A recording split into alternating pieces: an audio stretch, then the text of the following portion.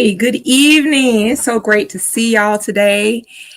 We have an amazing evening schedule here with Natalie Mack.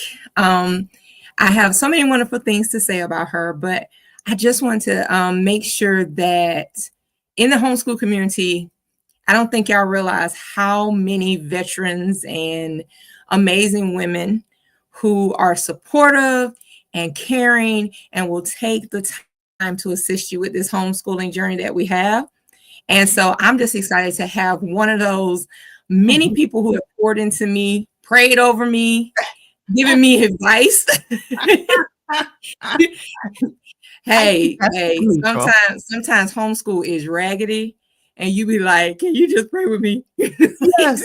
I'm having a moment. Right. So I have the amazing Natalie Mack, and she will be here today to talk about mental health and the homeschooling journey. And so I'm excited to have this conversation with you because I've had so many moms to, it's just a season, so many of us, there's a phrase called life, it be lifing. Yeah, exactly. Yes. Life be lifing, and we are all going through so much. Not only that, some of us are actually a part of what they call the sandwich generation, Yes. caring for our elderly parents and other family members. Exactly. So I just want to introduce Natalie and let her take it away. So Natalie is an experienced author, TEDx speaker, educational consultant, and a military home educator for over 25 years. This Bible may be a little old. 24. Yeah. Almost 24. And she and her husband are the parents of 5 homeschool graduates. Yeah. Because you just had someone graduate high school. Yeah. So 4 homeschool graduates. The 4th one finished in May, and he's now at Virginia Tech Graduate School for Urban Planning, and we have our 12th grader still at home. So almost 5 graduates. Almost. But her and her husband are graduates of Spelman College in Morehouse. Yeah. I have a special place for Morehouse. I have a baby who's in Morehouse and in the Glee. Natalie Mack and her husband actually has been a military chaplain for the Navy for 34 years. Yeah. She is the owner and founder of Natalie Mack LLC, a consulting agency for homeschooling. She assists homeschoolers in so many capacities. She's also the founder of the Military Homeschoolers Association, which is an advocacy group and nonprofit for military homeschoolers needing support. She is also I'm very excited to say she is the Base to Base Military Homeschool podcast, which is on YouTube. And but lastly, but not least, she is also a Homeschool Legal Defense Association, HSLDA, military community outreach specialist. And so she directs homeschoolers toward getting the legal assistance that they need with HSLDA. Correct. Her experience is extensive. She is a counselor. She's a retired counselor. She has many years of experience, but I'm going to let Natalie tell us a little bit more about herself. And welcome, Natalie, to Flourishing Conversations. Awesome. Thank you so much, Nicole. I am so excited to be here. I am on the stage with you. This is awesome.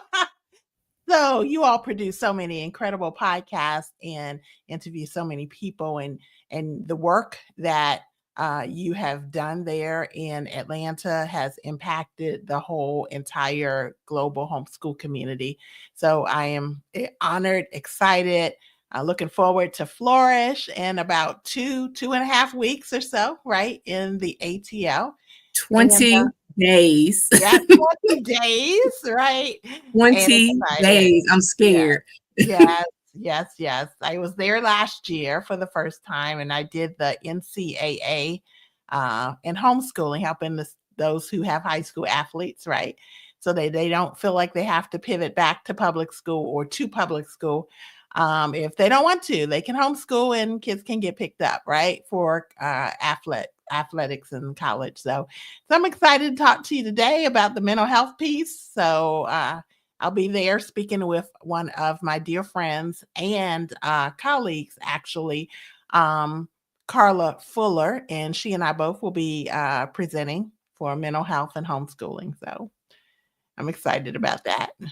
Yeah, and we'll definitely make sure that we pub the conference and your appearance and just the ability to have so many homeschooling moms. I think we have probably over 15 homeschooling veteran homeschooling moms who Wow. will be in attendance as mentors for the conference in some capacity. So it's not just a you come and you get a workshop kind of thing. It's like you actually get to meet, have conversations, sit, have lunch, and a moment with these moms who have navigated household management, Yes. you know, the teenage years, and I can't say enough, them young adult years. That's Right. not a joke. You Right. think you done because It's somebody so- 23 a little bit, but Exactly. it's a different space in it Right. and everything. So and everything. But I want to ask, what inspired you to focus, on this intersection of homeschooling and mental health? Yes. I need to say God, quite honestly. So I practiced as a therapist. Let me back up. I got my graduate degree in counseling from the George Washington University. And I was a substance abuse counselor for the Army out in the Mojave Desert at Fort Irwin. And then we moved over to Germany, and I was social work chief for our installation in Germany, and came back and kind of segued into a bilingual adolescent health clinic as substance abuse counselor. Then I went into private practice, and then God had been tapping us about homeschooling, and we decided to pull our two enrolled students who were at a Montessori school. We pulled them out, and we started homeschooling, and then we entered back into the military and the Navy. And so fast forward to now, that was 23 years ago. And so I have not really thought about, the mental health piece for quite a while, to be honest, until I started to really, um, I guess, have conversations with other homeschooling moms who are struggling and who really didn't know how to proceed. They didn't know what to do with their mental health concerns that had never really been adequately addressed. They didn't know how to maybe handle what they were seeing with some of their children or maybe a teenager. And so we just kind of I've had these conversations, and it has really caused me to recognize that there's such a need, and that I really started to look around at the conferences that are held annually for homeschoolers around the country. I've looked at other avenues that are providing resources to homeschoolers, and I'm not seeing I'm not seeing this conversation being had. I've talked to a couple of people. There is a nonprofit that a friend started for homeschooling and counseling. Kimberly Bennett is the founder of that homeschooling counseling network. I think I have that right. But there really isn't much out there about this intersection. Bringing together, as a homeschooler who may be struggling a bit. And it may not be a DSM-5 diagnosis, right? It could just be like what I call like a low level of anxiety or angst, or unease, or the children are just kind of not quite settled and there's some things going on. So all of these things I think have played a part in bringing me to where I am now, speaking with you and coming there to Atlanta, um, talking about the mental health piece. Like, let's have a conversation, right? Let's engage each other in a way that empowers us, in a way that educates us, in a way that allows us to feel like we're not alone in our struggle, and that there's support and that there's answers. And maybe the answer might be community, right? Or the answer might be that you do need to pursue some other care, which would, medical care or therapy. We don't know. But let's have that conversation about mental health so we can empower more homeschoolers to to feel comfortable discussing it. I think it was interesting, something that you just said. You said that it mental health, it is not always it's a spectrum of needs, Yes. and what I'm hearing, and that you're saying that it can range from the anxiety of the day-to-day being responsible for little people breathing. Exactly. Yeah, little people keep making sure they keep breathing, right? Yeah, and they got all the fingers, all the toes. My sister, she has 7 sons, ages 23 to 1. And so I have watched her over the years, and she's an amazing mom. But let's just be honest, 7 boys, if even you have half of them that like to run around and jump off stuff, you know what I'm talking about, that I know. that I'm not afraid, I'm a fly. Right. You like, what are you doing? Yes. That right there, that day-to-day of just managing kids, keeping a household, doing all that. And then to couple with that, you have to actually do the homeschooling, Right. the phonics. Right.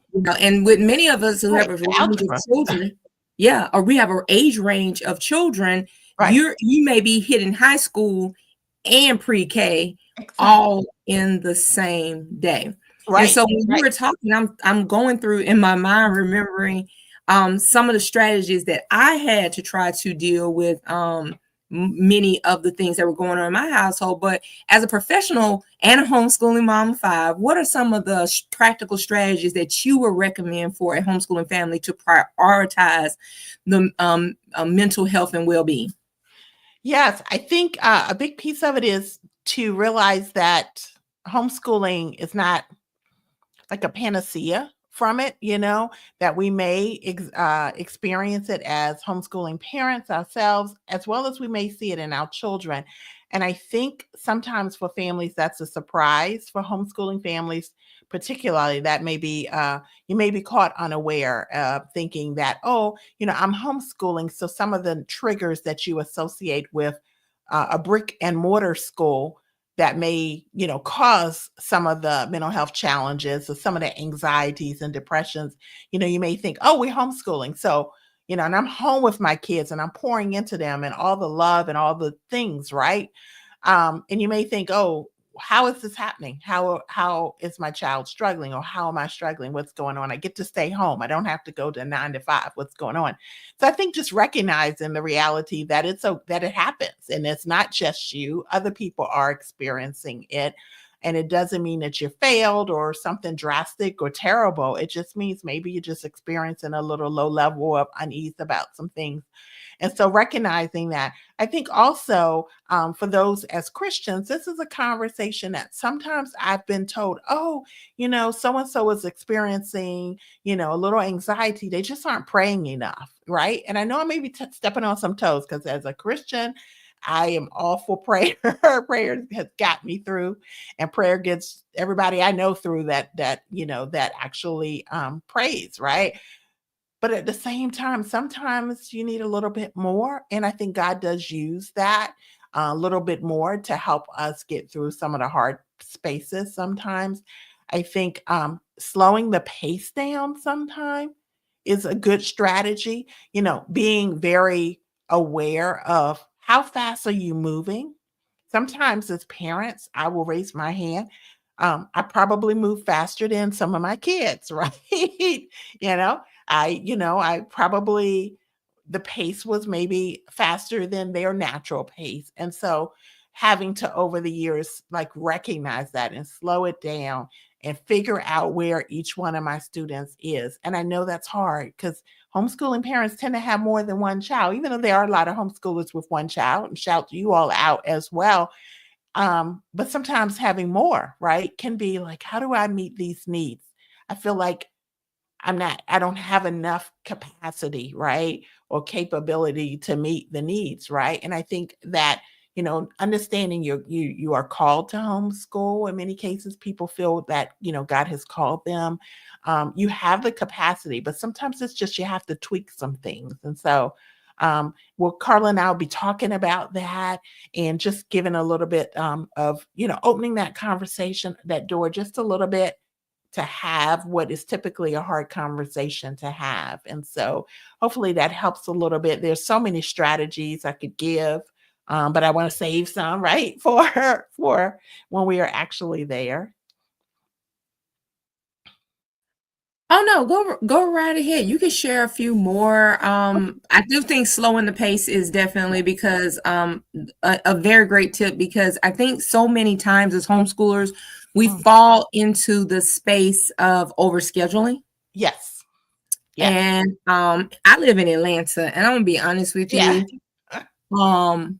Logistically, if that Yes. bad boy gonna take me 45 minutes to get to it, Yes. baby, that's not an activity for us. Right. I was like, that's not an activity for us. I look Yeah. like, what you Yeah. mean? It's in Johns Creek. Like, no, thank you. We're gonna stay over here in the cab. And I'm gonna find something over here. Or in our case, with our homeschool co-op, we'll turn around and say, at the Cab Christian, we'll be like, we're gonna make that activity happen over here. Oh, right. Right. On the south side. Yeah, And I hear figure you. it I hear out. you. So, yeah. Yeah, yeah. And so some of the other things is, parents, we can model, right, healthy behavior and self-care. We can teach that to our kids, that it's okay to take some time.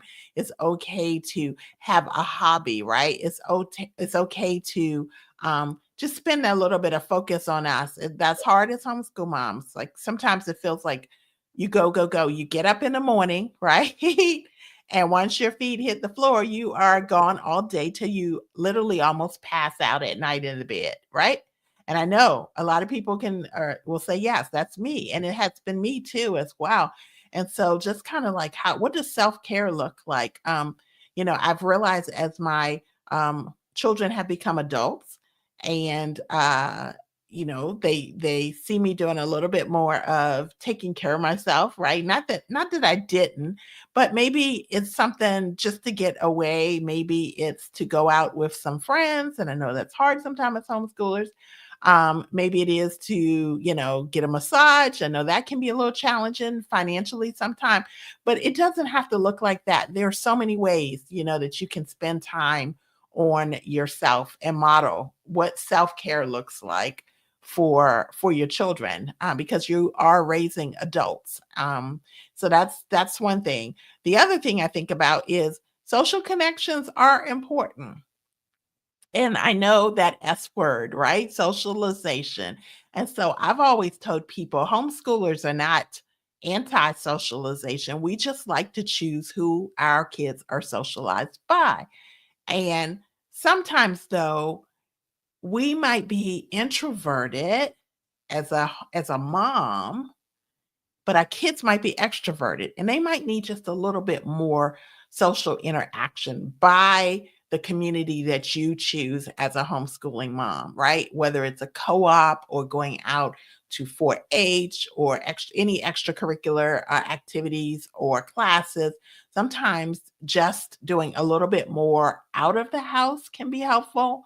And that's homeschooling too, right? Homeschooling doesn't mean every type of learning takes place in your physical home, right? And so expand it sometimes is helpful if you haven't considered that. And so also recognize and respond to warning signs. And so what are some warning signs that exist? And so having lots of headaches can be a warning sign. It obviously can be a warning sign for other more serious medical diagnoses, but it also can be just like your stress level is just a little bit too high. So I always think about like a river in the bank. Yes.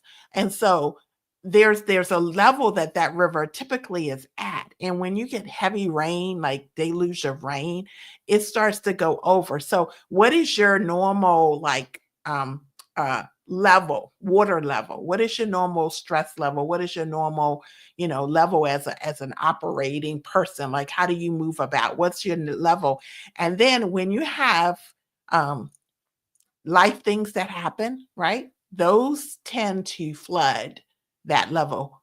And it's really good to kind of recognize where you are, right? Are you in a flood stage or you at just your regular operating level? And so recognizing that and any type of warning signs that you typically have, start to notice. Um, it's almost like when sometimes when you may eat a certain food, you may have a reaction, right? And you maybe haven't really noticed it because you don't eat that food often. But then if you take some time, you can probably narrow down, oh, every time I eat this, I don't quite feel right, or I have stomach or something like that. You start to notice it. So I think being more observant to what your normal is and being able to recognize those type of warning signs for children. It can be maybe they are crying more, maybe they are having stomach aches, maybe they are acting totally different than they normally would act. There's so many, and a lot of them are physical, right? And so they aren't that difficult to be aware of. It's just kind of being intentional about looking for them and acknowledging them, and just the whole recognition process. So yeah. Yeah, I thought something very interesting that you were saying was like warning signs can be physical. I Yes. think many times we look at young kids and we go, "Oh, are they faking a tummy ache because they don't want to do this schoolwork Right. or don't want to necessarily do this or certain activities?" Uh-huh. And what it could be is that they're literally feeling anxiety about the math that they're really saying, "My mom, you spent a lot of time explaining it to them," and they can literally see on your face when you're looking at them going, "Boy, if you don't say You're that 2 times 2 is 4, I swear to God." You right, know what I'm saying? right. Exactly. Yeah, and You know, both times. And so they're actually absorbing some of your emotions about the way you feel exactly. it because you're like, Yeah, I've read this book, I've gotten yeah, another book, I've gone over it. So I yeah. do think that sometimes our anxiety as parents can rub off on our children, and it Mhm, does show up mhm. physically. I do know during the pandemic, my daughter was experiencing a lot of stomach aches. Yeah. She had never had stomach aches before, never had GERDs, Oh, and it yeah. was just the fact that I didn't realize until one of my kids said, we don't watch TV like Mm, that. And so mhm. because it was the pandemic, I had the television on running that news feed that how Oh, and many all the people people, died yeah. Yes, and was exactly, driving the younger exactly. ones' anxiety up Yes, and did not recognize yes. that they That was were the like, truth. hold up Right, now. right. Um, and so it took us actually, like even post-pandemic, it literally took us about a year Yeah, yeah, to get to a more comfortable place yeah, with the kids. yeah. Something else To you said, decompress, right? To yeah, but decompress. something else you said that really struck me was when you were saying you were talking about modeling healthy behavior. Yes, And so I wanted to give my suggestion yeah, because I'm just going to be honest. In a one income household, yes, um, that is, and when we were younger parents, earlier parents, and not only that, we had one car. I've yes. been married 23 years, and I think 11 of those years we only had one. We literally had one car. Yeah, So I hear you. it was financially not in the space for me to actually do some of the self-care that we Mhm, traditionally see people mhm. getting done. Right, But right. one thing that I used to do Yes, was I would leave this house. Well, first I look at my husband, and I used to say a phrase, and yeah. the phrase that I would say is from Songs of Solomon. And it's like where they talk about, in a man that in a relationship, your marriage can be a shade tree. Yes. So I would Yeah, literally look at him and be like, shade tree, yeah, like yes, straight up, shade yes, tree. I need some shade because these yes, kids, yes. they got me burning out here Right, emotion. right, right. I need a So covering, right? yeah, so one of the things that I would do, I would literally get in the car and drive to Mhm, Barnes and Nobles, mhm, buy me a cup of coffee, and go mhm. into that magazine aisle. I know you're Yeah, not supposed to hunker down like you live there. yeah, people do. I know you're not supposed to gather you a bunch of architectural magazines of houses that you want and sit Right. there and flip for like Yeah, an hour with your cup of coffee, like all like 30, 40, 50 magazines belong to you. yeah. We should have we Sorry. could have a homeschool mom gathering. We all hunker down, get our coffee, get our hot cocoa, whatever. I go through And every homeschool. book in Yeah. Barnes and Noble. I used to also duck away to the library, but I always Oh, felt yeah. like Barnes and Yeah. Noble felt such like an adult space to me. Right. You know, sorry, Right. Barnes and Noble. I probably wrinkled up a lot of magazines that y'all never got a chance to see. And say, here she comes again. That's that lady. So that was something I would do. I would also drive, and then I will walk. I do, when you were talking about modeling healthy behaviors, Yes. there is something about a child getting up in the morning and you're modeling for them sitting still and reading your Bible or Yes. praying or Yes. meditating, or Yes. you have your exercise time, or Exactly. mommy has her walking time, Yes. that you Yes. have shown them the effort to etch out time. Right. Right. That is important. And I want you to speak to that space of that a little bit. Yes. So, yeah, I think that, gosh, there's so much you just said with that. I think that it's really important, yeah, to model that piece right there for our kids, because they, just like we're teaching them the academics, we are teaching them how to have that life that, is God-centered and is, peaceful, right? And not ragged. And I think that we don't want our children, at least I should say, I was aware. I didn't want our children growing up thinking that, homeschooling them overwhelmed me and exhausted me so much that it was a bad thing, right? That look, oh my gosh, mom, and you hear stories in general, not just about homeschooling, but just in general in other avenues, right? Where kids will say, mom she was always snappy, or she was always exhausted, or, I always thought that, man, it was because of us kids that mom just whatever, something. And I never wanted our kids to feel as if that, I was so overwhelmed with homeschooling them, right? And with them being home during the day and mostly all the time, that somehow they were bad or they caused or whatever. And so that was my responsibility as an adult, right? To shape that and to do what I needed to do so that I wasn't showing up raggedy and I wasn't showing up exhausted beyond repair, right?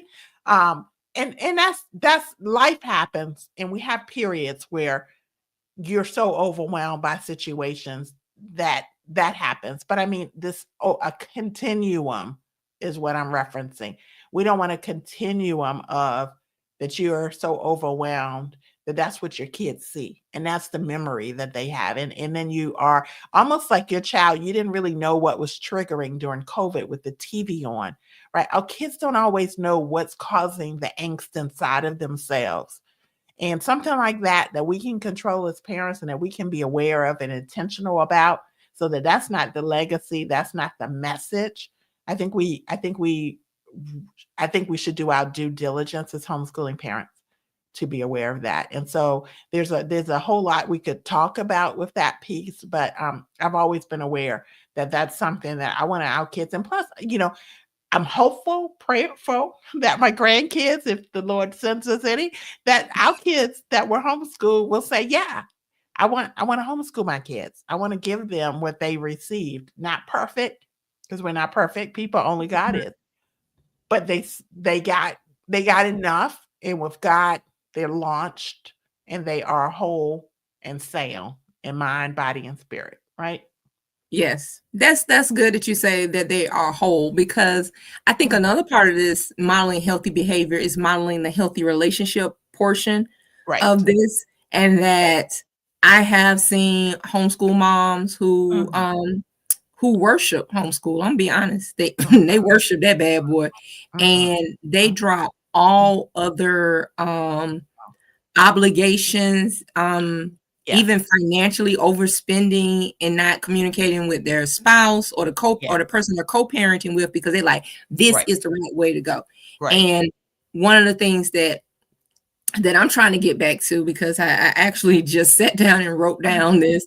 I wrote down every single month of this year Yeah. And I made a Google Doc, and then I picked a date in every month to say Yeah. this is the date night, this is the event night, just Yeah. so I can put it on the calendar. Because when you have multiple kids, sometimes you gotta look at the calendar and go, who doesn't have a tournament? Who Right. does have a concert? You Yeah. know, I've Right. seen parents to actively pray that the Yeah. children didn't make it to the next round of the tournament. Like, please Yeah. don't. Like, Yeah. because I don't Yeah. want to keep Yeah. coming here. Yeah. Yeah. But Like, let this be the end of it. Like, is this the end of it? It's 11 o'clock at night. We right. still up here. Yeah. Like, Are we done? Can somebody lose so we can go home? Right. I know, right? So I think the modeling the behavior that, yes, the children are important. You are so important to me. Yeah. You are so important, but also modeling that the relationship that I have with my spouse is important, Yeah. and also making and modeling that behavior, actually spending the time to be consistent with it. I'm just gonna be honest. Sometimes just trying to change into that healthy behavior Yeah. where you say you're prioritizing you to yourself, that is Right. hard. It is. That is hard. And It sometimes you is. feel selfish and you feel imposterish. Yes. Like, am I pretending to be a good mama because Right. I literally do not want to deal with this baby at this particular moment? Moment. And it's Right. like, no, you are human. You're It's okay. human. It's okay. It's It is. okay. It Because is okay. it's not saying it's not a reflection of a lack of love or concern, clearly, but you're human and it's okay. Homeschooling doesn't, and haven't you heard where people say, oh, I'm not that patient to homeschool. Right? Or, I've even had people say, I don't love my kids that much to homeschool, right? And which sounds terrible, but you've heard it, right? People said, I can't give that much to my kids, right? The reality is homeschooling is a sacrifice. It is a sacrifice. And I don't Yes. think we should run from that reality. Recognizing that reality does not mean that we aren't going to continue. It doesn't mean that we are not empowered to continue. It doesn't mean that we are thinking about quitting or anything like that. It just is a recognition that it's a sacrifice. And with sacrifices come, some challenges sometime. And I think it's okay. It's okay. We love our kids, right? And Yeah. it's never about patience. I tell people, who's your patience? Where do you get that from? I think people want to believe that is somehow these 100% patient moms out there who, those are the ones who are choosing to homeschool, the ones that are always patient and got it all together. Like, and I'm thinking, no, you're hiding behind that. It has nothing to do with patience, right? This is that we feel this is the best path for our family, for our kids, but it's a sacrifice. It's a worthy sacrifice, but it is a sacrifice. So, yeah. I think your tip number 3, where you were talking about developing those social connections, Yeah. I kind of want to talk a little bit more about that, because also in the space of developing the social connections and community, a Mhm. part of our community that's very important is our church communities and Yes. the culturally and ethnically diverse communities we are part of. Can you Right. possibly discuss some of the stigmas that can pop up when someone is saying that I know that I am in the midst of needing some to do better by my mental health, or they could Right. be in crisis, but Right. they're like, okay, what are the cultural how do we deal with those cultural and religious stigmas? Yeah, so that's one of the hard pieces and why this can be a hard conversation. I mean, talking about mental health is a hard conversation, even outside of homeschooling. It's just that in the homeschooling community, I think sometimes people do feel as if some of what they attribute to causing angst and anxiety and depression, they attribute it to public school outside of homeschooling, and they think that that won't happen. But I think the cultural piece is also a big part of it. And as we know, let's say within the African American community, this can be a little bit challenging, but within a Christian community, which is our culture, right? For those of us who are Christian, it impacts us, and a lot of times, you don't really know who you can talk to. You would want it to possibly be your pastor, but sometimes you are attending a church that maybe there isn't anyone else that homeschools, and you don't want anyone to ever say that, oh, what you're dealing with is because you're homeschooling, right? And you hear that all the time, or what your kids are experiencing or what they're doing or whatever it is, because you homeschool them, put them back in public school. So you really are kind of at a loss sometime to find those like-minded people who can pour into you and who can be a sounding board and who can listen, because sometimes you just need to be able to pour out your heart. Maybe it doesn't always mean you need medication or a therapy couch, right, or anything like that. So kind of recognizing where you are and what resources that you have is a big piece of that. And the culture and faith can be, it can go either way sometimes. Sometimes you have a church home that is that even provides like lay counseling, right? And so that's a different avenue. But then other times you have church communities where they really, you really may feel like, oh, I'm not praying enough, or I don't have enough faith. That mustard seed size faith is not big enough. It's not working for me, and so you kind of have to assess where you are and figure out if you have everything you need where your home church is, where your community is, or if you need to go and get a little bit more from somewhere else. And so that's a huge piece to talk about, definitely. And I also wanted to say, like, I saw that online in the chat, Kimberly Bennett actually popped in, and so we have her access to her platform, which is the Homeschool Counseling Network. Yeah. If there, she is located in Texas, but Yep. by way of Georgia. Yes. So if anyone is looking for any services, Yes. then we can recommend that. Also, Yes. I know here at our platform at Flourish, we use Dr. Monique Gadsden. She has run some of our platforms here when with the Flourish Conference, especially when we're, having our teen conference. So we do have a teen conference here. And at our teen conference, we definitely wanted to take a moment to have the students talk about some of their anxieties, some of the things they were dealing with. So we do deal with Dr. Monique Gadsden. She has been a very welcome part of the platform. But I also put below the link to Kimberly Bennett. Yes, and that's great. Yes, and she then, quite a bit.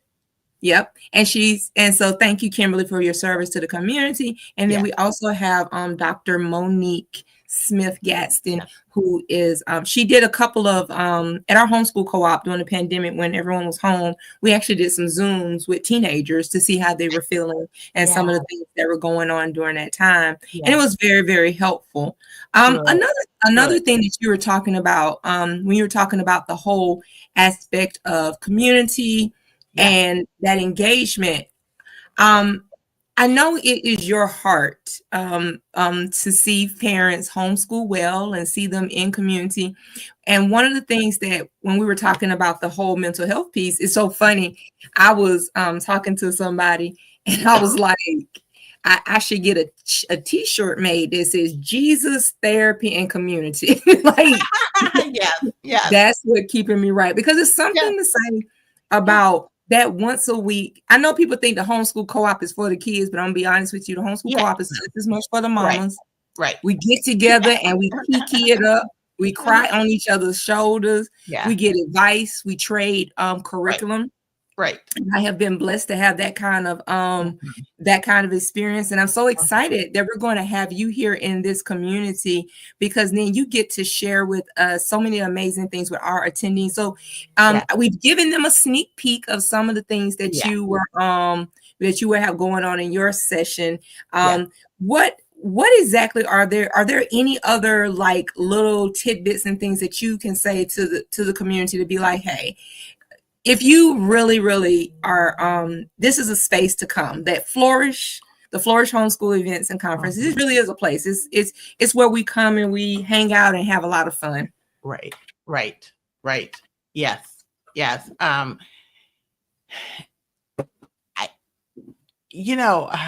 Gosh, there's so much I can say about that too.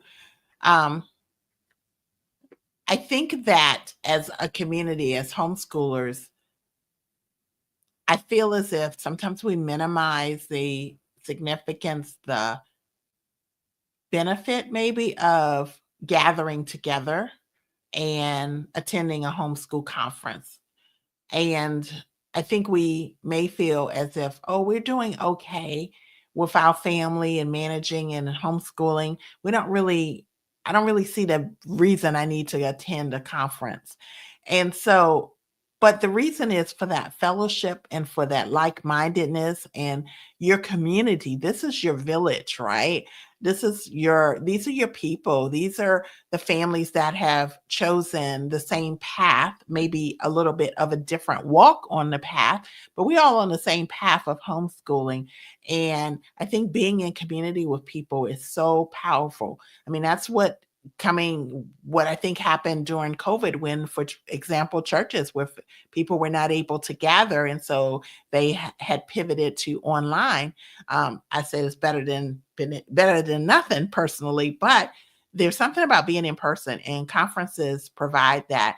Your conference is unique in what it offers and what the community that comes together there and supports each other, not only for the conference, but the community that you have there in Atlanta with your co-op and Georgia Black Home Educators and everything. And so I really, I'm always looking forward to coming. I get a lot myself, like you said. The co-ops are not, and events are not just for our kids. As a military homeschooler, one of the things that I often speak on to my fellow military homeschoolers, we PCS, which means is permanent change of station. It's a military acronym, right? It means that we relocate. And when we relocate, we have to find community all over again. And it can be exhausting. Imagine every 2 or 3 years, you are finding new church, new grocery stores, new co-ops, new everything, right? Your new people.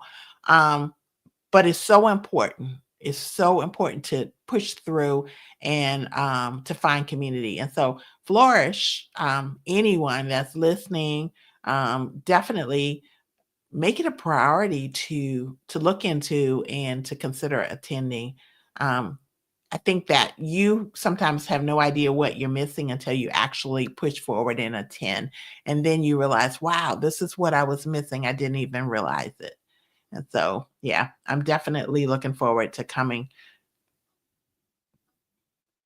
Yeah, and we're excited to have you. So right now with Flourish, what we are doing is if you're here at the podcast and you were to go to our flourishhomeschoolevents.org, you can put in this code that says podcast for 35% off of the tickets. Please to go to the Flourish. I'm going to put that up. Flourishhomeschoolevents.org is where you can go to be able to, and you just click on tickets there. It has all the registration information there. And that ticket also applies to, I want to say it applies to exhibitor space too, because another part of this whole endeavor with so many of the homeschooling moms that we have in our community is that they are entrepreneurs. Right. You're an entrepreneur. Sometimes I feel like an entrepreneur. Sometimes I feel like a glorified lifetime volunteer. But that's okay. My husband cracks that joke. He said, "Girl, you are a professional volunteer." But everything. And I was like, I said, "Hey, that's why." But that's why my title at Georgia Black Home Educators is Community Engagement Concierge. How may I be of service? Right. But we have these moments where I would say that in community, you're sitting and you're talking with other moms, and it's just something to be said for having a moment to find your people, or to find your person. Exactly. And that's one of the beautiful things about this is that we are taking a moment at this conference to do something very different. And this has come about because of surveys. And so when people ask y'all to fill out a survey, please do. Right. Because we listen. We actually listen. I had to learn the importance when I launched the survey for MHA. I was like, please fill it out. Oh, now I see. Okay. Yes, a survey is important, Yeah. and so on the survey we had various things on the survey, like someone said, don't, keep the Mexican lunch. We love we love the Tex-Mex lunch. I was like, okay, Yeah. so we're gonna Yeah. keep that Right. lunch. But in addition to that, one of the things that came up in some of the surveys, in the comments was, I would love to have more one-on-one conversation. I Yeah. would love to meet some of the moms and have more mentorship versus they're on the stage in a panelist platform all the Right. time and you're down below. Yeah. Um, I also found a lot of our younger moms, they are a part of the social media, let's say, generation. Yes. And Yes. so social engagement is not as easy for them, Yeah. as it is for some of us. Some of us have had seasons of homeschooling with certain people in our lives that have been a decade. Yes. And, we have the ebbs and flow of the moms that you were with when the children were in elementary school. That Right. could be 10 years Yeah. almost. And Yeah. then you have the ones that you had maybe at a high school co-op or whatever. But we have these long-term friendships of like-minded mothers who will pick up your kids, drop what they're doing, help you figure it out, and do so many things. I cannot say enough about my homeschooling community as when Yeah. I went to the hospital for 7 days this year, Mhm. and my kids were taken to activities, Mhm. never missed a beat and things, because I had community and family, Right. and I Right. greatly appreciate that. But Right. one of the things with the surveys was that people wanted to have more one-on-one, and so Oh, I'm one-on-one. excited that Yeah. Natalie, Carla, and many of our other, even our HSLDA consultants, because this is a HSLDA, going to be a HSLDA sponsored lunch. And so we're going to have a lunch and learn, and Nice. everything with our sponsor, Chick-fil-A. Yeah. And you're going to grab your sack lunch, and then you're going to go to one of the 10 tables that we have set out to have mentoring Nice. in the Yes. space, to be able to talk to moms, and each mom has their particular expertise, from being we have Lanissa James, who's I always crack a joke and say it's not just that you're a a high school homeschool consultant. It's also this road schooling portion that she does, Right. because Exactly. it feels like everybody's dream is to put their babies in an RV and say we went and saw the world. Yeah. That's how we Exactly. homeschool. Yeah. So yeah, and then of course Natalie, with her, and she having the NCAA expertise, the military expertise, and so many things, and of course Carla, Yes. coming to the platform, Yeah. also assisting us with mental health, and so we're Yeah. excited to be Powerhouse able. too. She's Yes, a it's powerhouse too. great. Yes. She has a And wealth of knowledge. Excellent. So yeah, tell us a little bit more about Carla, because Carla yeah. and I have communicated a lot on text, but Yes. I appreciate her, being so responsive in everything that she's done. But Yeah. tell us a little bit more about who you're bringing with you.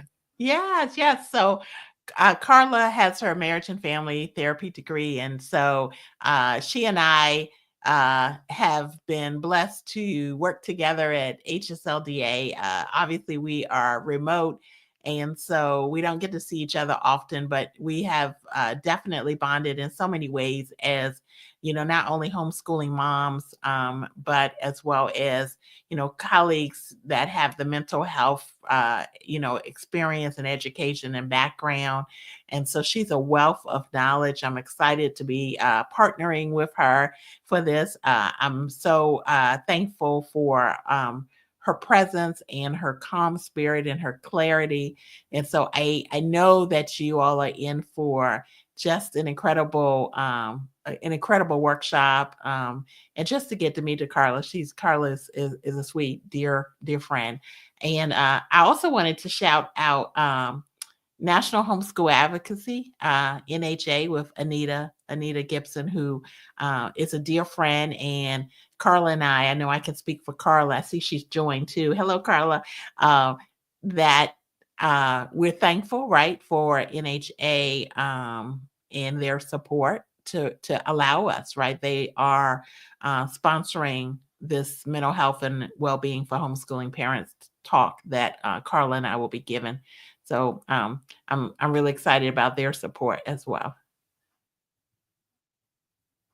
And really thankful too, I should say. Excited and thankful. And I just we are looking forward to it. So Yeah, I appreciate. So National Homeschool Advocacy Organization is headed by the amazing Anita Gibson.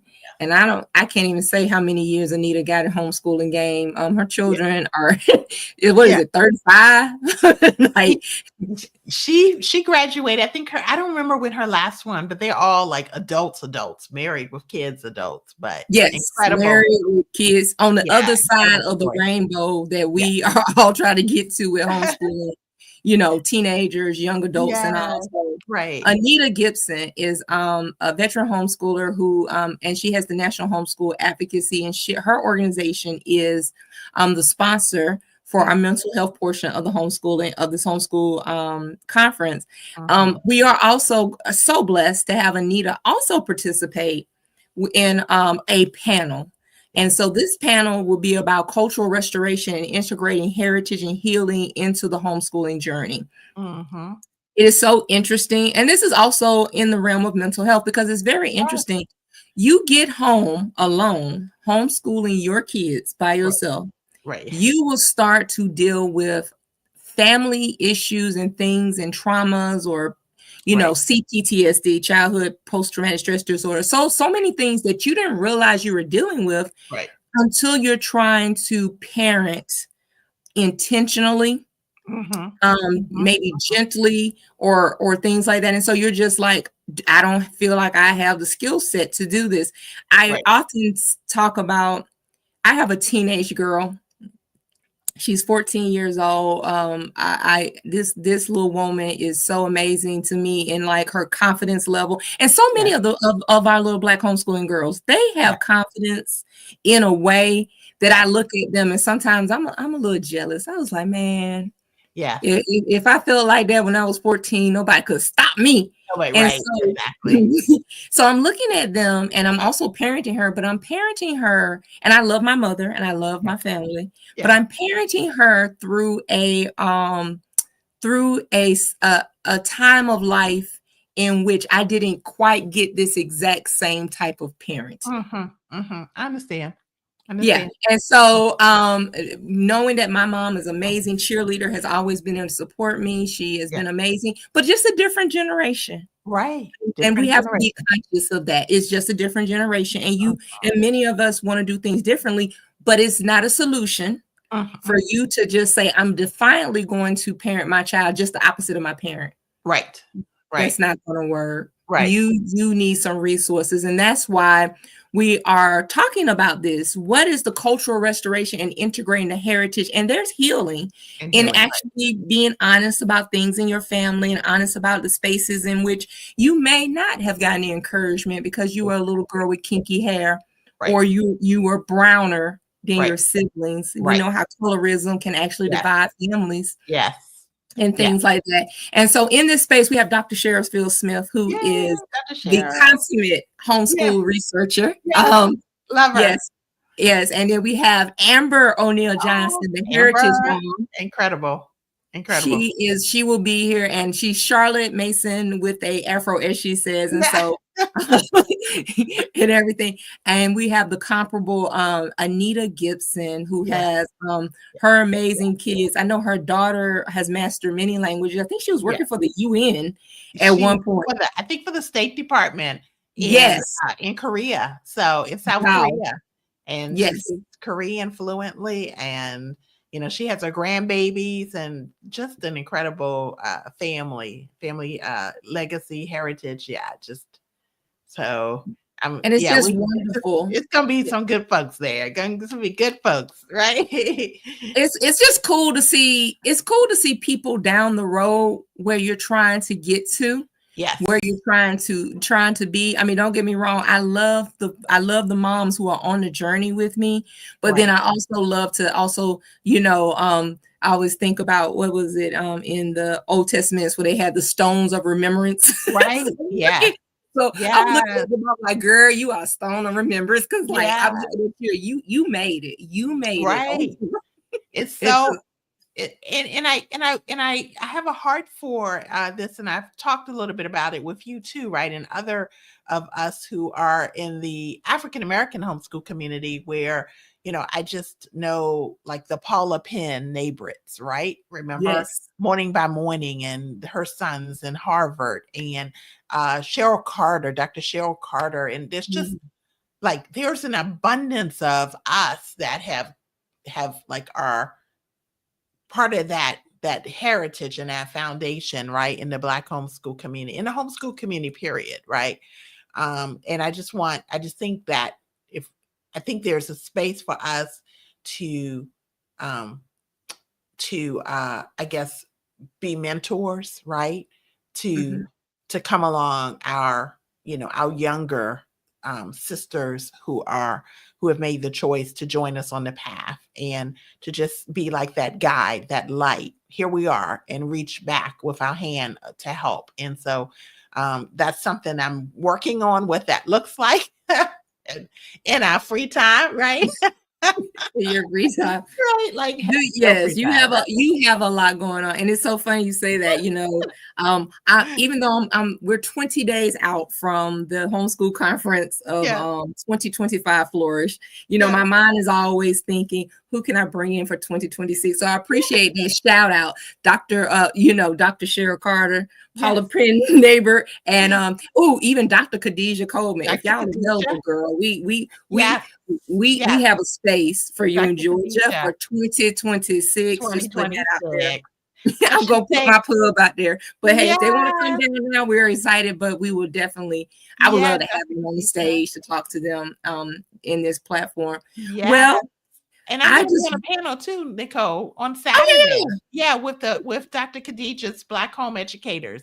We're doing a panel.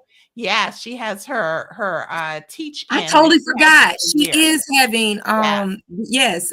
So if any of y'all are not Dr. Cheryl Carter, that is the Black. I'm sorry, it's called Black Home Education Scholars. Black Home Educators. Hold on, she's gonna say, Natalie, you don't remember? My brain gets fried sometime, and I'm trying to look it up. Of course, I have a new iPad, so I don't have it. But it's the Black Home Educators panel. One second, let me. I can pull it up pretty quickly. I think I found it. I've got her website up. Yeah, she's having an online. I'm gonna put it on the screen. Yeah, put it on the screen, and that's Saturday. And I'm speaking. Dr. Cheryl Carter, my son, our youngest, who's still being homeschooled. He's gonna be on a panel with 2 or 3 other teens talking about their experience, right, as being homeschooled. So it's gonna be a great event, and I'm excited about that too. So yeah. There's a lot of us in the community. There's a lot of us in the community doing some incredible things.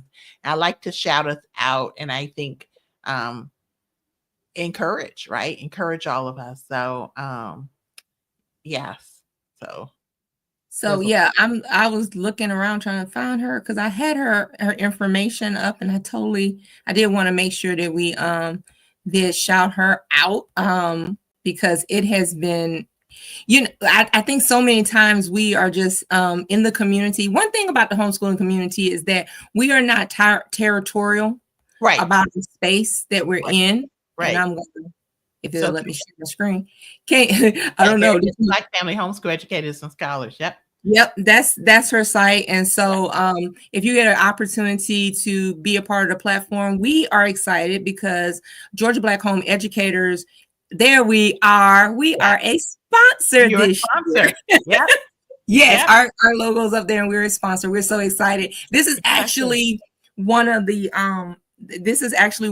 first conferences of the that we will actively be a sponsor in, because our platform is growing. And since our platform is growing, we are trying to make sure that we are not just being of lip service to other contributors to the community, but we are being financial partners, and because that is super duper important to make sure that we are a part of doing that for each other. So thank you, Natalie, for joining us today. And I just want to say that just as the words behind you say, Natalie Mack, we can always say she has been thankful, grateful, and very blessed. We thank you for joining us here today for Flourishing Conversations. Please remember that the blackfamilyhomeschool.com, the Scholars Conference is this weekend, and it is a teach-in and it's virtual. Yes. Please get your tickets for that. Also, you can join us at for Flourish Homeschool events. Yes. Please, when you go to register for any other tickets, if you use the code podcast, it will give you 35% off. In the comments, there will also be a direct link that will give you direct access to be able to get that off. And last but not least, I do want to take an opportunity because we have an amazing opportunity here. So here at Georgia Black Home Educators, we try to bridge the technology equity divide. That is important to us. So in 2023, we were able to give away 50 laptops. Yes. I mean, I'm sorry, 50 Chromebooks, 50 tablets, 100 backpacks. And then in 2024, we were able to give to the community 109 laptops. This year, with our partner, CompuDot, we are able to give away between 150 and 200 laptops. And so I am saying to the community, whether you are homeschool, public school, charter school, whatever, if you are in need of a laptop for your baby, please, please, please register with this at this site. And when you register, you click on Atlanta because you have to come to our conference to pick it up. Let me be clear. You do not need a ticket to the conference to get this laptop because the laptop giveaway will actually be at the end of the day. And this is an opportunity for us to really lean into our underserved and under-resourced community that we have here educationally. And so here is I'm just going to pop that up there and take down the actual banner in case anybody wants to scan the QR code. If you get an opportunity, please go ahead and register. If you also share this with your community because it is an in-person pickup. So if you're here in Atlanta, you can get yourself get your laptop, or you know someone in the Atlanta community who can pick up the laptop. But it is an in-person pickup, and so we just wanted to make sure we were continuing to be community to each other and not just serving the homeschool community, but all parents who are dealing with this. So thank you so much again, Natalie, and you're so welcome, Nicole. That you came, and so that is it for us. Keep on having those flourishing conversations, and we will see you soon. Be blessed. Bye-bye.